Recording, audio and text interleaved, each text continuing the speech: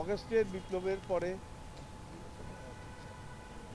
নতুন একটা ধারা সৃষ্টি হয়েছে সমগ্র বাংলাদেশে।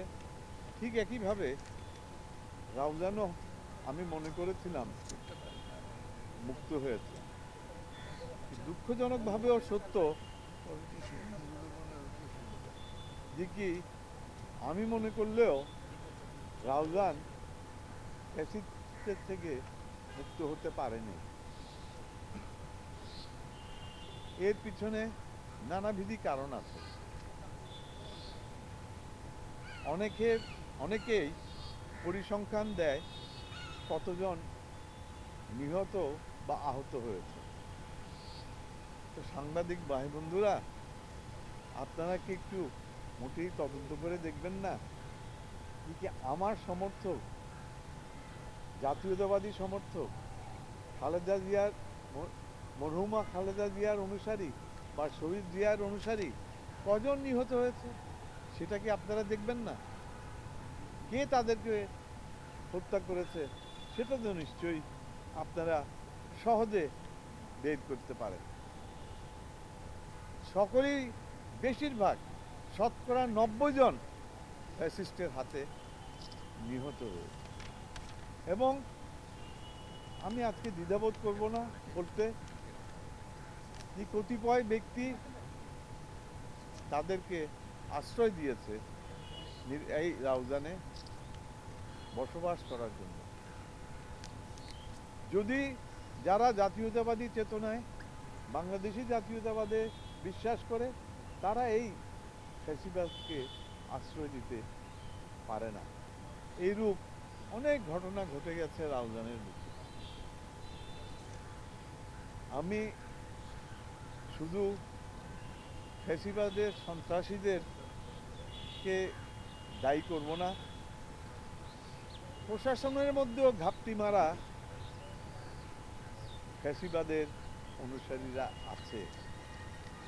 এবং গত 16-17 মাসে মোটামুটি, যেহেতু রাজনীতির সঙ্গে ওতপ্রোতভাবে জড়িত ছিলাম গত 17 মাস, এই চট্টগ্রামের বুকে, সে মহানগরী হোক বা জেলায় হোক, কারা কারা ফ্যাসিবাদের অনুসারী, আমি গিয়াসউদ্দিন কাদের চৌধুরী আপনাদেরকে নাম দিয়ে দিতে পারব। আমি একটা আবেদন, এপিল করতে চাই প্রশাসনের কাছে, সামরিক, বেসামরিক প্রশাসনের কাছে, যে কি আপনারা আমার দিকে নজর না, শুধু সমগ্র চট্টগ্রাম নির্বাচনটার দিকে আপনাদের নজর রাখতে হবে, যেন নির্বাচনটি সুষ্ঠু হয়, নির্বাচনটি যেন অবাধ সুষ্ঠু নির্বাচন আমরা করতে পারি। আয় তৈলে সাজিয়ে হয়ে গেলাই আর সবুজ সংকেত দিয়ে ভাইয়া তার বুঝবেন আর বসিয়ে দিই নতুন অবস্থা।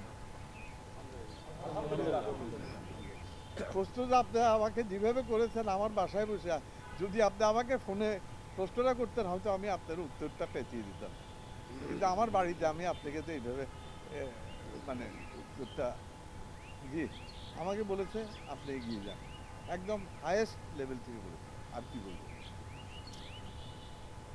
খোলাসাভাবে আপনাদের কাছে জিনিসটা উপলব্ধি করতে হবে। এদিক থেকে অস্ত্র উদ্ধার হচ্ছে, আবার অন্য দিক থেকে অস্ত্র ঢুকানো হচ্ছে, সেটা আপনি রোধ করবেন কি করে বলেন তো? আমি যেটা আপনাদের বলেছি, বাস্তবে আমাকে এটা আনঅফিসিয়ালি জানানো হয়েছে, অফিসিয়ালি জানানো হবে 20 তারিখে। আপনারা মনে হয় জেনে যাবেন, এটা আমার মনে হয় না এত দেরি হবে। 20 তারিখের আগেই আপনারা জেনে যাবেন। প্রত্যাহারের শেষ দিন 20 তারিখ। হ্যাঁ, প্রত্যাহারের শেষ দিন 20 তারিখ। মিডিয়াতে সব। I hope you understand exactly what I mean. অবশ্যই অবশ্যই অস্ত্র আসতেছে, অবশ্যই অস্ত্র আসতেছে। এটা তো রোধ করার মতো ক্ষমতা আমরা পলিটিশিয়ানদের হাতে না। আমরা অস্ত্র উদ্ধারকে স্বাগতম জানাই জানাই জানাই, কিন্তু ওপারের থেকে যে অস্ত্রগুলো আসছে ওটা রোধ করা, আপনি নিশ্চয়ই আপনারা দেখেছেন টেলিভিশনের পর্দায় দেখা গেছে যে কি অস্ত্র কিভাবে ওপারের থেকে আসছে।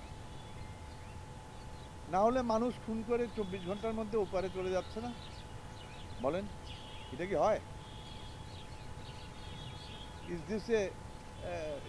This a friendly neighbourly relationship that আমি এখানে মারবো, চিন্তা করো না, তোমার আমার এখানে চলে এসে তোমাকে আশ্রয় দিব, এই তো ফিলসফি, দর্শনটা তাই।